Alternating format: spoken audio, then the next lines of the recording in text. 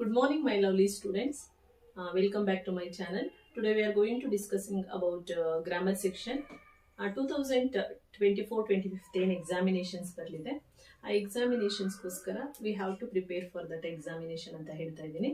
So ಕೆಲವೊಬ್ಬರಿಗೆ ಕೆಲವೊಂದು doubt ಇರುತ್ತೆ. ಏನಂದ್ರೆ ಕೇಳ್ತಾರೆ ನಮ್ಮ ಮಕ್ಕಳು, ಮ್ಯಾಮ್ ಗ್ರಾಮರ್ ಅಲ್ಲಿ ಇಂತಿಷ್ಟೇ ಓದಬೇಕು ಅಂತ ಹೇಳಿದ್ರೆ ಸೊ ಯಾವ ಒಂದು ಸೆಕ್ಷನ್ ಅನ್ನ ನಾವು ಓದಬೇಕಾಗುತ್ತೆ, ಯಾವ ಒಂದು ಮೇನ್ಸ್ ಅನ್ನ ಓದಬೇಕಾಗುತ್ತೆ ಅಂತ ಕ್ವಶನ್ಸ್ ಇರುತ್ತೆ. ಸೊ ಅಂತ ಮಕ್ಕಳಿಗೋಸ್ಕರನೇ ನಾನು ಇವತ್ತು ಒಂದು 28 ಪಾಯಿಂಟ್ಸ್ ಅನ್ನ ಮಾಡಿದ್ದೀನಿ. ಸೊ ಈ 28 ಪಾಯಿಂಟ್ಸ್ ಏನಿದೆ ಅದನ್ನ ನೀವು ಪ್ರಿಪೇರ್ ಆದರೆ definitely you will get out in English grammar ಅಂತ ನಾನು ಹೇಳ್ತೀನಿ. ಏನಕ್ಕೆ ಇಂಗ್ಲಿಷ್ ಗ್ರಾಮರ್ ಅಂದ್ರೆ ಅಷ್ಟು ಇಂಪಾರ್ಟೆನ್ಸ್ ಅನ್ನ ಮ್ಯಾಮ್ ಹೇಳ್ತಿದ್ದಾರೆ ಅಂತಂದ್ರೆ ನಿಯರ್ಲಿ 40 ಮಾರ್ಕ್ಸ್ 40+40 ಅಂತ ಬಂದಾಗ ನಿಯರ್ಲಿ 40 ಮಾರ್ಕ್ಸ್ ಬಂದು ನಿಮಗೆ ಇಂಗ್ಲಿಷ್ ಗ್ರಾಮರ್ ಸೆಕ್ಷನ್ ಅನ್ನ ಕವರ್ ಮಾಡ್ತಾರೆ. ಇನ್ನ 40 ಮಾರ್ಕ್ಸ್ ರಿಮೈನಿಂಗ್ ಏನಿದೆ ಪೊಯೆಟ್ರಿ ಮತ್ತೆ ಪ್ರೋ ಸೆಕ್ಷನ್ ಅನ್ನ ಕವರ್ ಮಾಡ್ತಾರೆ. ಸೊ ಹಾಗಾಗಿ we have to concentrate English grammar, otherwise definitely we will lose the marks ಅಂತ ನಾನು ಹೇಳ್ತಿದ್ದೀನಿ. So all the best. So ನಾನೇನು ಫಸ್ಟ್ ಈ ಎಕ್ಸಾಮಿನೇಷನ್ ಪ್ರಿಪ್ರೇಷನ್ ಅನ್ನ ಮಾಡ್ತಿದ್ದೀನಿ, ಇದಕ್ಕೆ ಕಲಿಯುವಂತ ಮಟ್ಟ ನಿಮ್ದು ಉತ್ತಮವಾಗಿರ್ಲಿ ಅಂತ ಹೇಳ್ತಾ, ಸೊ ಈಗ ಯಾವ ಒಂದು ಪಾಯಿಂಟ್ಸ್ ಗಳನ್ನ ನಾವು ಇಂಪಾರ್ಟೆಂಟ್ ಆಗಿ ಓದ್ಬೇಕಾಗತ್ತೆ, ಮ್ಯಾಮ್ ಯಾವುದೆಲ್ಲ ಪಾಯಿಂಟ್ಸ್ ಗಳನ್ನ ನಾವು ತುಂಬಾ ನೀಟಾಗಿ ಓದ್ಬೇಕಾಗತ್ತೆ ಅಂತ ಬಂದ್ರೆ, so first point question tag. Question tag it's most important remaining. ಅಂದ್ರೆ ಈ ಕ್ವಶನ್ ಟ್ಯಾಗ್ ನಮಗೆ ಗೊತ್ತಿದೆ ಆಲ್ರೆಡಿ, ನಾನು ಎಕ್ಸ್ಪ್ಲೈನ್ ಕೂಡ ಮಾಡಿದ್ದೀನಿ. ಇನ್ನು ಪ್ರೀವಿಯಸ್ ಒಂದು 4 to 5 ಪೇಪರ್ಸ್ ಏನು ರಿವೈಸ್ ಮಾಡಿದೆ ಆ ಪೇಪರ್ ಅಲ್ಲಿ ಹೇಳಿದ್ದೀನಿ. ಸಪರೇಟ್ ಕೂಡ ಒಂದು ಕ್ವಶನ್ ಟ್ಯಾಗ್ ವಿಡಿಯೋ ಅನ್ನ ಮಾಡೋಣ ಅಂತ ಅನ್ಕೊಂಡಿದ್ದೀನಿ. So question tag it's most important. Question tag ಅಂತ ಬಂದಾಗ definitely yes or no questions ಅನ್ನ ನಿಮ್ಗೆ ಫ್ರೇಮ್ ಮಾಡ್ತಾರೆ. ಎಸ್ ಆರ್ ನೋ ಕ್ವಶನ್ಸ್ ಅದು ಹೇಗೆ ಅಪ್ಲೈ ಮಾಡೋದಂತ ನೀವು ಈಸಿ ಮೆಥಡ್ ಅಲ್ಲಿ ನೋಡ್ಕೋಬೇಕಾಗತ್ತೆ. ಸೊ ನೆಕ್ಸ್ಟ್ ಕ್ವಶನ್ ಟ್ಯಾಗ್ ಆದ ನಂತರ ನಿಮಗೆ ಗೊತ್ತಿದೆ, so very easy if clause. If clause ಅನ್ನ ಕೇಳ್ತಾರೆ. What is if clause ma'am? If clause ಅಲ್ಲಿ ನಮಗೆ ಗೊತ್ತಿರೋ ಹಾಗೆ ವುಡ್ ಹ್ಯಾವ್ ಅನ್ನ ನಾವು ನೆನ್ಪಿಟ್ಕೋಬೇಕು. 99% ವುಡ್ ಹ್ಯಾವ್ ಆರ್ ವುಡಿಂಟ್ ಹ್ಯಾವ್ ಅಲ್ಲಿ ನಿಮ್ಗೆ ಇಫ್ ಕ್ಲಾಸ್ ಅನ್ನ ಕೇಳ್ತಾರೆ, ಹೌದಲ್ವಾ? So will, shell, future formations ಕೊಡಲ್ಲ ಅಂತ ನಾನು ಹೇಳಲ್ಲ, ಬಟ್ ನೀವು ಆ ಸೆಂಟೆನ್ಸ್ ಅನ್ನ ಓದ್ಬೇಕು. ಇಲ್ಲಿವರೆಗೂ ನಿಯರ್ಲಿ ಒಂದು 8 to 9 ಪೇಪರ್ ಅನ್ನ ನಾನು ಅಬ್ಸರ್ವ್ ಮಾಡಿದ್ದೀನಿ. Maximum they are asking for would have ಅನ್ನ ಕೇಳಿದ್ದಾರೆ. ಯಾಕೆಂದ್ರೆ ಪರ್ಫೆಕ್ಷನ್ ಅಲ್ಲಿ ಅಂದ್ರೆ ಪಾಸ್ಟ್ ಪರ್ಫೆಕ್ಟ್ ಅಲ್ಲಿ ಈ ಸೆಂಟೆನ್ಸ್ ಫಾರ್ಮೇಶನ್ ಅನ್ನ ಅವ್ರು ಏನ್ ಮಾಡಿರ್ತಾರೆ ಅಂದ್ರೆ ಕವರ್ ಅನ್ನ ಮಾಡಿರ್ತಾರೆ. So next third point, first, second, third point, language function.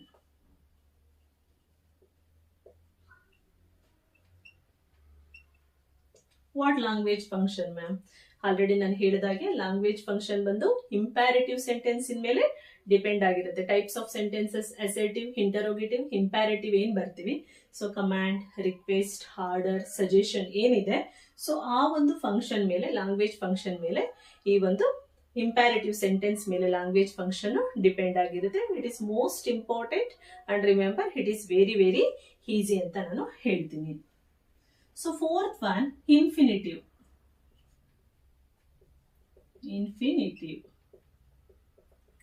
Infinitive ಅಂದಾಗ್ಲೇ ನೀವು ನೆನ್ಪಿಟ್ಕೋಬೇಕು, ಇಟ್ ಇಸ್ ವೆರಿ ಈಸಿ, ಹೌದಲ್ಲ? So just you concentrate infinitive ಅಂದ ತಕ್ಷಣ ಟು ಅನ್ನ ಕಾನ್ಸಂಟ್ರೇಟ್ ಮಾಡಿ. ಜೊತೆಗೆ where, how can we use to ಅಂದಾಗ 2+ ವರ್ಬ್, 2+ ಆಕ್ಷನ್ ಅನ್ನ ಬಳಸಿದಾಗ infinitive it is the right answer. Next all 1 marks. ನಾನು ಏನಿವತ್ತು ಡಿಸ್ಕಷನ್ ಇಲ್ಲಿ ಮಾಡ್ತಿದ್ದೀನಿ ಇದೆಲ್ಲ ಬಂದು 1 ಮಾರ್ಕ್ಸ್ ಆಗಿದೆ. ನೆಕ್ಸ್ಟ್ ಫಿಫ್ತ್ ಒನ್ ಬಂದು ಸಿಲಬಲ್ಸ್. ವೆರಿ ಈಸಿ, ಹೌದಲ್ಲ? ಸೊ ಸಿಲಬಲ್ಸ್ ಅಂತ ಬರ್ತಿದ್ದಾಗೇನೆ you have to concentrate vowel sounds. Syllables ಅಲ್ಲಿ ಓವಲ್ ಸೌಂಡ್ಸ್ ಅನ್ನ ಕಾನ್ಸಂಟ್ರೇಟ್ ಮಾಡ್ಬೇಕಾಗುತ್ತೆ. ಜೊತೆಗೆ ಸ್ಪ್ಲಿಟ್ ಮಾಡಿ ನೋಡ್ಬೇಕಾಗುತ್ತೆ. ಅಂದ್ರೆ how many times it is possible to stretch the words ಅಂತ ನೋಡ್ಕೊಂಡ್ರೆ ಸಿಲಬಲ್ಸ್ ಈಸಿ ಆಗುತ್ತೆ. ಅನದರ್ ಒನ್ ಪಾಯಿಂಟ್ ಅಂತಂದ್ರೆ you have to concentrate in first main 4 marks ಇರುತ್ತೆ. ಈ 4 ಮಾರ್ಕ್ಸ್ ಅಲ್ಲಿ ಡೆಫಿನೆಟ್ಲಿ ನಿಮ್ಗೆ ಕ್ವಶನ್ ಟ್ಯಾಗ್ ಇದ್ದೇ ಇರುತ್ತೆ 100%. If clause, language function. So ಹ್ಯಾಡ್ ಮಾಡ್ತಾರೆ ಅಂತ ಬಂದ್ರೆ ಇಲ್ಲಿಗೆ ಬಂದ್ರೆ infinitive, otherwise active or passive voice ಅನ್ನ ಇಲ್ಲಿಗೆ ತಂದು ನಿಮ್ಗೆ ಹ್ಯಾಡ್ ಮಾಡ್ತಾರೆ. ಓಕೆನಾ? Next correct form of verb. correct form of verb. Verb ಅನ್ನ ಹೇಗೆ ಬಳಸುವಂಥದ್ದು, correct form of the verb. You know verb means the action word. Action word ಅನ್ನ ಯಾವ ಫಾರ್ಮ್ ಅಲ್ಲಿ, V1 V2 perfection correct form ಅಲ್ಲಿ ಹೇಗೆ ಬಳಸೋದು ಅನ್ನೋದನ್ನ ನೋಡ್ಬೇಕಾಗುತ್ತೆ. ಸೊ ನಾನು ಅದಕ್ಕಿಂತ ಆಲ್ರೆಡಿ ರಿವೈಸ್ ಮಾಡಿರುವಂತ ಪೇಪರ್ ಅಲ್ಲಿ ಹೇಳಿದ್ದೀನಿ, most of the grammar section depend on the tenses. Tenses ಅನ್ನ ನೀವು ಕಲ್ತ್ರಿ ಅಂದ್ರೆ ದಿಸ್ ಇಸ್ ನಾಟ್ ಟಫ್ ಆಗೋದೇ ಇಲ್ಲ, ಸಾಧ್ಯನೇ ಇಲ್ಲ. ಯಾಕೆಂತಂದ್ರೆ everything depends on the tenses ಅಂತ ನಾನು ಹೇಳ್ತಿದ್ದೀನಿ. Next 7th one, linker. Linker ಅಂದ ತಕ್ಷಣ this is not anything. Linker ಏನು ಅಲ್ಲ, it is conjunction. We know conjunction ಅನ್ನ ನಾವು ಲಿಂಕರ್ ಅಂತ ಹೇಳ್ತೀವಿ. ಲಿಂಕರ್ ಅಂತ ಬಂದಾಗ it is joining two words or two sentences. ಆ ಒಂದು ವರ್ಡ್ಸ್ ಅನ್ನ ಅದರ್ವೈಸ್ ಸೆಂಟೆನ್ಸಸ್ ಅನ್ನ this is will be join. And, because, or, if ಇದೆಲ್ಲ ಏನ್ ಮಾಡುತ್ತೆ ಅಂದ್ರೆ ಒಂದು ಸೆಂಟೆನ್ಸ್ ಆರ್ ಒನ್ ವರ್ಡ್ ಅನ್ನ join with another sentence or another word ಅಂತ ನಾನು ಹೇಳ್ತೀನಿ. So that is linker. Linker after, so collocative word, very very important. Collocative word. And what is collocative word? Collocative word means a very related word. Okay, like a what? Street light. Yes, no, street light. Wheel, chair. That like words are very related. Connections ಇರುವಂತ another word ಗೆ ನಾವೇನಂತ ಹೇಳ್ತೀವಿ ಅಂದ್ರೆ we are collocative word ಅಂತ ಕರಿತೀವಿ. So how many points? 8 point over. 8 point. Next, preposition. Compulsory will na preposition. So preposition, position of noun. Hinnu, hanu, under. So han, under, behind, beside. So like that words are preposition. Definitely ಇದೆಲ್ಲ ಒಂದೊಂದು marks ಗೆ cover ಮಾಡೇ ಮಾಡ್ತಾರೆ. So ಅದರಲ್ಲೂ parts of speech ಅಲ್ಲಿ minimum 2 or 3 questions ಅನ್ನ cover ಮಾಡ್ತಾರೆ. So preposition ಒಂದನ್ನೇ ಕೇಳಲ್ಲ, ಜೊತೆಗೆ 10 parts of speech. Definitely parts of speech. We know how many parts of speech in English grammar. There are 8 parts of speech in English grammar anta navu heltivi. 8 parts of speech alli definitely they will ask like one sentences formations anna kotirtare. So they make underline for the particular word. So they will ask which types of which parts of speech this underlined word anta keltare. Like that is adverb, adjective, noun, pronoun, verb, like that way they will ask questions in parts of speech anta nanu heltidini. So next parts of speech after. Next articles, most important. Articles ma'am very easy ma'am, no way. Articles ಅಂದಾಗ ನೀವು ಆ ತರ ಈಸಿಯಾಗಿ ತಗೊಳ್ಳಿಕ್ಕೆ ಹೋಗ್ಬೇಡಿ. ಯಾಕಂದ್ರೆ articles ಅಲ್ಲಿ ನೀವು just we concentrate consonant and Oval sounds ಅಂತ ಹೇಳಲಿಕ್ಕೆ ಬರಲ್ಲ. ಬಿಕಾಸ್ ಇಲ್ಲಿ ಓವಲ್ ಸೌಂಡ್ಸ್ ಅನ್ನ ಮತ್ತೆ ಕಾನ್ಸೋನೆಂಟ್ ಸೌಂಡ್ಸ್ ಅನ್ನ ನಿಮಗೆ ತುಂಬಾ ಕನ್ಫ್ಯೂಷನ್ಸ್ ಮಾಡಿಸ್ತಾರೆ. ನಾನು ಮೊನ್ನೆನೆ ಹೇಳಿದಾಗೆ SMS ಅಂತ ಬಂದಾಗ yes ma'am S it's a consonant ಅಂತ ನೀವು ಹೇಳ್ತೀರಾ, ಬಟ್ ಎಸ್ ಅನ್ಬೇಕಾದ್ರೆ ಇಟ್ ಇಸ್ ಪ್ರೊನೌನ್ಸಿಯೇಷನ್ ಓವಲ್ ಆಗಿರೋದ್ರಿಂದ ಯು ಜಸ್ಟ್ ಕಾನ್ಸಂಟ್ರೇಟ್. ಆರ್ಟಿಕಲ್ಸ್ ಅಂತ ಬಂದಾಗ ಸೌಂಡ್ಸ್ ಮೇಲೆ ನೀವೇನ್ ಮಾಡ್ಬೇಕಾಗತ್ತೆ, ಡಿಪೆಂಡ್ಸ್ ಆಗ್ಬೇಕಾಗತ್ತೆ. ಆರ್ಟಿಕಲ್ಸ್ ಅಂತಿದ್ದಾಗೇನೆ a, an and the it will be. Next tenses formations ಅಂದ್ರೆ tense form of the verb ಅಂತ ಹೇಳ್ತೀನಿ. Tense form of the verb. And what is tense form of the verb? We know sentences formations ಅನ್ನ ಕೊಟ್ಟಿರ್ತಾರೆ. ನಾನು already ಮಾಡಿದಾಗೆ ನಿಮಗೆ be plus verb, it means be plus verb ಅಂತಿದ್ದಾಗೆ your concentration ಏನಾಗಬೇಕು, it needed a continuation ಅಂತ ಬರಬೇಕಾಗುತ್ತೆ. Sometimes they will have plus verb ಅನ್ನ ಕೊಡ್ತಾರೆ, ಮೀನ್ಸ್ ಅ ಪರ್ಫೆಕ್ಷನ್ ಅನ್ನ ಕೇಳ್ತಾರೆ. ಸಮ್ಟೈಮ್ಸ್ ಸಿಂಪಲ್ ಪ್ರೆಸೆಂಟ್ ಅನ್ನ ಕೇಳ್ತಾರೆ, ಸಮ್ಟೈಮ್ಸ್ ಸಿಂಪಲ್ ಪಾಸ್ಟ್ ಅನ್ನ ಕೇಳ್ತಾರೆ. ಸೊ ಜಸ್ಟ್ ನೀವು ಟೆನ್ಸ್ ಫಾರ್ಮೇಶನ್ ಅನ್ನ ಮಾಡಬೇಕಾದ್ರೆ you have to read more than 2 to 3 times that same questions ಅನ್ನ ನೀವೇನ್ ಮಾಡ್ಬೇಕಾಗತ್ತೆ, ರೀಡ್ ಮಾಡಿ ನೋಡ್ಬೇಕಾಗತ್ತೆ. ನೆಕ್ಸ್ಟ್ ಅಂಡ್ ವರ್ಡ್ ಅನ್ನ ಕೊಟ್ಟಿರ್ತಾರೆ, ಅಂದ್ರೆ use the word,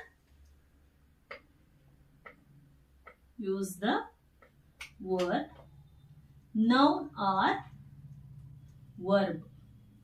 use the word noun or verb ಅನ್ನಾಗಿ ಬಳಸಿ. Yes, use the word noun or verb. It is very easy, already explain. So like a smile ಅಂತ ಒಂದು ವರ್ಡ್ ಅನ್ನ ಕೊಟ್ರು. So smile use as a noun, smile use as a verb ಅಂತ ಏನ್ ಮಾಡ್ತಾರೆ ಅಂದ್ರೆ ಚೇಂಜ್ ಅನ್ನ ಮಾಡ್ತಾರೆ. 1 ಮಾರ್ಕ್ಸ್ ತುಂಬಾ ಈಸಿಯಾಗಿ ತಗೊಳ್ಳುವಂತ ಒಂದು ವೇ ಅಂದ್ರೆ this is use the word as a noun or verb ಅನ್ನ ಮಾಡುವಂತದ್ದು. 14th one ಏನನ್ನ ಕೇಳಬಹುದು, like a reported speech, 1 marks. Reported speech ಅಂತಿದ್ದಾಗೆ ಯುವರ್ ಕಾನ್ಸಂಟ್ರೇಷನ್ ಎಲ್ಲಿ ಇರಬೇಕು, so just as a tenses ಮೇಲೆ ಹೋಗ್ಬೇಕಾಗುತ್ತೆ ಅಂಡ್ ಸೆಂಟೆನ್ಸಸ್ ಫಾರ್ಮೇಶನ್ಸ್ ಮೇಲೂ ಕೂಡ ಹೋಗ್ಬೇಕಾಗುತ್ತೆ. ಸೊ ನೆಕ್ಸ್ಟ್ ರಿಪೋರ್ಟೆಡ್ ಸ್ಪೀಚ್ ಆದ್ರೆ ಸೊ ಬಿಫೋರ್ ಆರ್ ಆಫ್ಟರ್ ಇವೆರಡು ಒಂದೇ ಕಡೆ ಬರುವಂತದ್ದು. Active voice and passive voice. Okay, so active voice, passive voice means ಇಲ್ಲಿ ಫಸ್ಟ್ ಮೇನ್ ಅಲ್ಲಿ ಏನ್ 4 ಇದೆ ಅಲ್ಲಿ ಕೂಡ ಕೇಳಬಹುದು. Otherwise active voice, passive voice ಅನ್ನ separate questions will be also formations ಅಂತ ನಾನು ನಿಮ್ಗೆ ಹೇಳ್ತಾ ಇದ್ದೀನಿ. So next compulsory questions, degrees of comparison.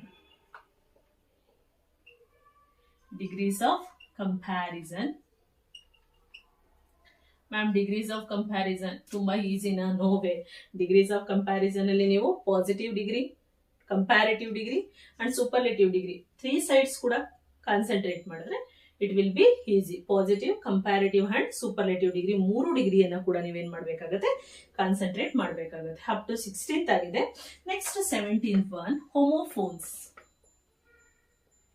ಬಂದಿಲ್ಲ, ನಾನೊಂದೇನ್ 3 ಪೇಪರ್ಸ್ ಅನ್ನ ಸಾಲ್ವ್ ಔಟ್ ಮಾಡಿದೀನಿ, ಅಲ್ಲಿ ಬಂದಿಲ್ಲ. But homophones it's compulsory question. Homophones ಅಂದ್ರೆ ಏನ್ ma'am? Homophones are like a same words, pronunciations are same, but that meanings and letters are different.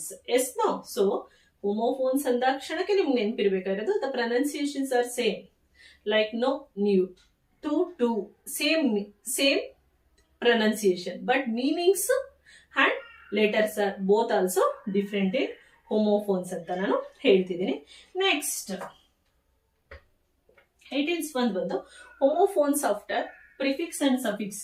ಇದು ಬೇಗನೆ start ಆಗುತ್ತೆ ನಿಮ್ಗೆ 6th or 7th ಅಲ್ಲೇ. Prefix or suffix. Prefix and suffix ಅಂತ ಬಂದಾಗ pre means before had and after suffix. Yes no? Educate, uneducate, it's a prefix. So suffix educate, educational, like that suffix. After ಏನಾದ್ರೂ ನಾವು join ಮಾಡಿದ್ರೆ word with, if you are had anything, it is a suffix. Word before, if you are had anything, it is a prefix anta nanu heltidini. So next, figure of speech. Sometimes they will ask, but ನಮ್ಮ ಮಕ್ಕಳಿಗೆ ನಾನು figure of speech ನ ಒಂದು ವೇನಲ್ಲಿ ಅಂದ್ರೆ ಒಂದು PUC level ಗೆ teach ಮಾಡಿದ್ದೆ. But figure of speech it is a degree subject or PU subject. But sometimes ಕೇಳಬಹುದು. ತುಂಬಾ ಸಿಂಪಲ್ ಆಗಿರುವಂತ ಫಿಗರ್ ಆಫ್ ಸ್ಪೀಚ್ ಅನ್ನು ಕೂಡ ಕವರ್ ಮಾಡಬಹುದು. ಒಂದು 3 to 4 ಅನ್ನ ನೀವೇನ್ ಮಾಡ್ಬೇಕಾಗುತ್ತೆ, ಫಿಗರ್ ಆಫ್ ಸ್ಪೀಚ್ ಕೂಡ ಗಮನವನ್ನ ಕೊಡ್ಬೇಕಾಗುತ್ತೆ. Next ma'am, use to hand used hand also so that so ಅನ್ನ ಬಳಸಿ ಅಂತ ಒಂದೇ ಸೇಮ್ ವರ್ಡ್ ಅಲ್ಲಿ ಕೇಳ್ತಾರೆ. ಗೊತ್ತಿದೆಯಾ ನಿಮಗೆ? Too heavy to carry for me, like this way ಈ ತರ ಕವರ್ ಮಾಡ್ತಾರೆ. ಸೊ ದಟ್ ಕೇಳಿದಿರಲ್ಲ. So use the words as a to like you know that. So too heavy to carry me. Too ಅಂದಾಗ it is enough. To it's a normal infinitive words. ಓಕೆನಾ? So to like this way they are asking. So that, not, ಇಂತಹ words ಗಳನ್ನ ಕೂಡ apply ಮಾಡಬಹುದಾಗಿದೆ. So next figure of speech. Next 21st. So ಇಲ್ಲಿವರೆಗೂ ನಾನು ಏನ್ ನಿಮ್ಗೆ ಹೇಳಿದ್ದೀನಿ. ಸೊ ಒನ್ ಮಾರ್ಕ್ಸ್ ಅಂತ ಹೇಳ್ತೀನಿ. ಇನ್ನೂ ಒಂದಂದ್ರೆ ಮೇನ್ಲಿ ಸಿನೋನಿಮ್ಸ್ ಅಂಡ್ ಹ್ಯಾಂಟೋನಿಮ್ಸ್ ಅನ್ನ ಕೇಳಬಹುದು. ನೆನ್ಪಿಟ್ಕೊಳ್ಳಿ, synonyms and antonyms. What is the meanings of synonyms and antonyms, ma'am? Synonyms means a word give a same meanings. Same meanings means like na helidage. So easy. It is a easy questions, ma'am. Synonyms alli namage easy anta bandaga simple. Easy andre hen, ma'am? That is the same meanings. Simple. So antonyms means dead opposite words. Means opposite words. Antonyms alli easy, difficult. Remind. So ಇದನ್ನ ನೆನ್ಪಿಟ್ಕೊಳ್ಳಿ. Synonyms and antonyms like same ಒಂದು word formation ಅನ್ನ ಕೊಟ್ಟು ಒಂದು word ಅನ್ನ ಕೊಟ್ಟು write the following word for synonyms, write the following word for antonyms ಅಂತ ಕೇಳ್ಬೋದು. Synonyms means a word give another meaning for the same word, it is the synonyms. Antonyms for the dead opposite word for the same word ಅಂತ ಹೇಳ್ತೀನಿ. So ಈ 21 what I applied, ಈ ಏನ್ apply ಮಾಡಿದೀನಿ ಇದೆಲ್ಲ ಬಂದು ನಿಮ್ಗೆ ಏನಾಗುತ್ತೆ ಅಂದ್ರೆ 1 ಮಾರ್ಕ್ಸ್ ಆಗುತ್ತೆ. Ma'am is there 21 questions? No, just ಒಂದು 14 ಮಾರ್ಕ್ಸ್ ಗೆ ನಿಮ್ಗೆ ಏನ್ ಮಾಡ್ತಾರೆ ಅಂದ್ರೆ ಈ ಒಂದು 1 ಮಾರ್ಕ್ಸ್ ಕ್ವಶನ್ಸ್ ಅನ್ನ ಕವರ್ ಮಾಡ್ತಾರೆ. ಬಟ್ ಇಷ್ಟೆಲ್ಲ ಯಾಕೆ ಪ್ರಿಪೇರ್ ಆಗ್ಬೇಕು ma'am? So sometimes they will give figure of speech, another sometimes they will give a homophones, sometimes they left tenses forms ಅನ್ನ ತೆಗೆದು ಬಿಡ್ತಾರೆ, sometimes parts of speech ಅನ್ನ ತೆಗೆದು ಬಿಡ್ತಾರೆ. ಬಟ್ ಓವರ್ ಆಲ್ ಒಂದು 10 years ಪೇಪರ್ ಅನ್ನ ನೋಡಿದಾಗ first and second main, first main choose the correct 4 alternatives, second main do has direct. ಆ ಒಂದು 14 ಮಾರ್ಕ್ಸ್ ಅಲ್ಲಿ ನಿಮಗೆ 14 ಮಾರ್ಕ್ಸ್ ಅಲ್ಲಿ ಈ ಒಂದು 21 ವೇ ನಲ್ಲಿ ನಿಮ್ಗೆ ಕ್ವಶನ್ಸ್ ಅನ್ನ ಅಪ್ಲೈ ಮಾಡ್ತಾರೆ ಅಂತ ಹೇಳಿ ನಾನು ಈ ಒಂದು ಫಾರ್ಮೇಶನ್ಸ್ ಅನ್ನ ಮಾಡಿದೀನಿ. ಸೊ ಇಷ್ಟೇನಾ ಮ್ಯಾಮ್ ಗ್ರಾಮರ್ ಸೆಕ್ಷನ್ ಅಂದ್ರೆ? ನೋ, ಗ್ರಾಮರ್ ಸೆಕ್ಷನ್ ಅಲ್ಲಿ 1 ಮಾರ್ಕ್ಸ್ ಇಷ್ಟಿದೆ. ಸೊ 1 ಮಾರ್ಕ್ಸ್ ಇಷ್ಟು ಕ್ವಶನ್ಸ್ ಆದ್ಮೇಲೆ ಸೊ ನಿಮಗೆ next edit the paragraph. Edit the paragraph ಅಲ್ಲಿ ನಾನು ಆಲ್ರೆಡಿ ನಿಮ್ಗೆ ಸಾಲ್ವ್ ಔಟ್ ಮಾಡಿದೀನಿ. ಅಲ್ಲಿ ಬಂದ್ರೆ edit paragraph. So how many marks for this? 2 marks.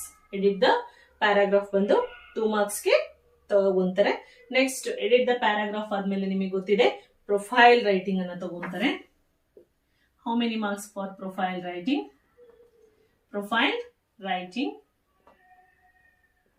So 3 marks. Profile writing ಬಂದು ನಿಮಗೆ 3 ಮಾರ್ಕ್ಸ್ ಅನ್ನ ತಗೊಂತಾರೆ. So next picture writing.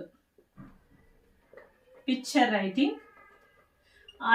Writing ಅಂದ ಕ್ಷಣಕ್ಕೆ pictorial writing same ma'am? Yes, picture writing or pictorial writing are same. This is also for 3 marks. Picture writing or pictorial writing same. Next 4th one passage. Passage ಅಲ್ಲಿ ಯಾರು ಬೇಕಾದ್ರೂ ಈಸಿಯಾಗಿ marks ಅನ್ನು ತಗೋಬಹುದು, ತೊಂದರೆ ಇಲ್ಲ. ಪ್ಯಾಸೇಜ್ ರೈಟಿಂಗ್ ಬಂದು 4 marks. Very easily we will get 4 marks in the passage writing. Passage, they will give one passage like any matter. So we have to discuss about the passage and discuss ಮಾಡೋದ್ರಿಂದ 2+2 ಕೊಡ್ತಾರೆ sometimes.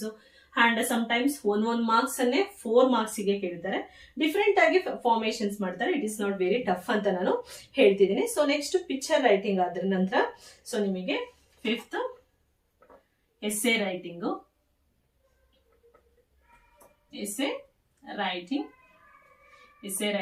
Essay writing ಅಲ್ಲಿ minimum ಒಂದು 10, ನೀವು minimum 10 ಅನ್ನ, ಅಥವಾ ಈಗ present ಅಲ್ಲಿ ಈಗ ಕುಂಭಮೇಳ ನಡೀತಿದೆ ಹೌದಲ್ವಾ, ಲೈಕ್ ಈಗಲೇ ಕವರ್ ಮಾಡ್ತಾರೆ ಅಂತ ಹೇಳಿಕ್ಕಾಗಲ್ಲ. ಕುಂಭಮೇಳ ಇರ್ಬೋದು, ಲೈಕ್ ರೀಸೆಂಟ್ ಏನಿದೆ ಮ್ಯಾಟರ್ಸ್ ಅದ್ರ ಜೊತೆಗೆ ಸಮ್ ಇಂಪಾರ್ಟೆಂಟ್ ಲೈಕ್ ಪೊಲ್ಯೂಷನ್ಸ್ ಇರ್ಬೋದು, ಲೈಕ್ ನ್ಯೂಸ್ ಪೇಪರ್ಸ್ ಇರ್ಬೋದು, ಟೆಲಿವಿಷನ್ಸ್ ಇರ್ಬೋದು, ಈ ತರ ಇಂಪಾರ್ಟೆಂಟ್ ಏನ್ ವಿಷಯಗಳಿದೆ ಅದನ್ನ ಓದೋದ್ರಿಂದ definitely you will get 4 marks. Essay writing 4 marks. Essay writing method ಅನ್ನ ಬಳಸಿದ್ರೆ ಯು ವಿಲ್ ಗೆಟ್ 4 ಮಾರ್ಕ್ಸ್ ಅಂತ ಹೇಳ್ತೀನಿ. Last letter writing. Ma'am letter writing yes, ನಾವು ಪಾಸೇ ಆಗ್ಲಿಕ್ಕಾಗಲ್ಲ. It is very tough for me. English subject ಅನ್ನೋರಿಗೆ ಲೆಟರ್ ರೈಟಿಂಗ್ ಎಲ್ಲ ನಿಮ್ಗೊಂದು ಏನಂದ್ರೆ ಈಸಿ ಟೂಲ್ಗಳು. ಇದನ್ನ ನೀವು ಲೆಟರ್ ರೈಟಿಂಗ್ ಅಲ್ಲಿ ಸೊ ಇಂಟ್ರೊಡಕ್ಷನ್ ಹಾಕೋದಿರ್ಬೋದು, ಫ್ರಮ್ ಟು ಹಾಕೋದಿರ್ಬೋದು, ಲೈಕ್ ಲಾಸ್ಟ್ ಬಂದು ನೀವು ಸಬ್ಸ್ಕ್ರಿಪ್ಷನ್ಸ್ ಅನ್ನ ಬರೆಯೋದಿರ್ಬೋದು, ಎಲ್ಲವನ್ನ ಅಪ್ಲೈ ಮಾಡೋದ್ರಿಂದ ಲೆಟರ್ ರೈಟಿಂಗ್ ಅಲ್ಲಿ you will get good marks. Letter writing total marks ಎಷ್ಟು ma'am? It is 5 marks. Highest marks in the English paper. Highest marks ಅಂತ ಬಂದ್ರೆ ನಿಮ್ಗೆ ಇಂಗ್ಲಿಷ್ ಸೆಕೆಂಡ್ ಲ್ಯಾಂಗ್ವೇಜ್ ಅಲ್ಲಿ ಲೆಟರ್ ರೈಟಿಂಗ್ ಆಗಿರುತ್ತೆ. So very easy. ಹೇಗೋ ಒಂದು ನಾನಂತೂ ನಮ್ಮ ಸ್ಟೂಡೆಂಟ್ಸ್ ಯಾರು ಆಲ್ಮೋಸ್ಟ್ ಫೇಲ್ ಮೂವ್ಮೆಂಟಿಗೆ ಹೋಗ್ತಿದ್ರು ಅಂತ ಮಕ್ಳಿಗಂತೂ ಲೆಟರ್ ರೈಟಿಂಗ್ ಅನ್ನ we will be make perfect. ಅಂದ್ರೆ ಒಂದು 3 ಮಾರ್ಕ್ಸ್ ಅನ್ನೋದ್ರು ತಗೊಳ್ಳುವಂತಹ ವೇನಲ್ಲಿ ಅವರನ್ನ ರೆಡಿ ಮಾಡಿಸ್ತಿದೆ. ಇದಿಷ್ಟೇ ನಾನು ಪಾಯಿಂಟ್ ಗಳನ್ನ ಕೊಟ್ಟಿದ್ದೀನಿ ಗ್ರಾಮರ್ ಸೆಕ್ಷನ್ ಅಲ್ಲಿ. Like question tag, if clause, language function, infinitive, syllables, correct form of the word, linker, collocative word, preposition, parts of speech, articles, tense form of the verb, use the word as a noun or verb, reported speech, active voice and passive voice, degrees of comparison, homophones, prefix, suffix, figure of speech, use to or to, used, that, so, and synonyms, antonyms. ಹೀಗೆ edit paragraph, profile writing, picture writing, passage writing, essay writing, letter writing, ಇದಿಷ್ಟು ಸೇರಿದ್ರೆ totally you will get 40 marks in English grammar. Ma'am 40 marks, yes. ಯಾವ ಮಕ್ಕಳು out of out ಅನ್ನ ತಗೊಂತಾರೆ ಅವರಿಗೆ ಯಾವುದೇ ವೇನಲ್ಲೂ ಕೂಡ prose and poetry section, supplementary reading English ಅಲ್ಲಿ ಟಫ್ ಆಗ್ಲಿಕ್ಕೆ ಸಾಧ್ಯನೇ ಇಲ್ಲ. ಏನಾದ್ರೂ 1 or 2 marks ಹೋಗುತ್ತೆ ಅಂದ್ರೆ that is from the grammar section ಅಂತ ಹೇಳ್ತಿದ್ದೀನಿ. ಸೊ ಈಗೇನು ತುಂಬಾ ಲೆಂತಿ ಡೇಸ್ ಏನಿಲ್ಲ. You are already very nears to examination. So well preparation ಆದ್ರೆ definitely you will get out of out ಅಂತ ಹೇಳ್ತಾ, ಸೊ ಇದೇನ್ ಪಾಯಿಂಟ್ ಗಳನ್ನ ಕೊಟ್ಟಿದ್ದೀನಿ, ಒಂದೊಂದೇ ಪಾಯಿಂಟ್ ಗಳನ್ನ ನಾನು ನೆಕ್ಸ್ಟ್ ವಿಡಿಯೋದಲ್ಲಿ ಡಿಸ್ಕಸ್ ಮಾಡುವಂತ ಒಂದು ಪ್ರಯತ್ನವನ್ನ ಪಡ್ತೀನಿ. So all the best for your next coming examination. And this is not for only SSLC students, this is for also very useful to high school students ಅಂತ ಹೇಳ್ತಿದ್ದೀನಿ. Okay, thank you so much. All the best ಹೇಳ್ತಾ ನಮಸ್ಕಾರಗಳು. I am here Manjula.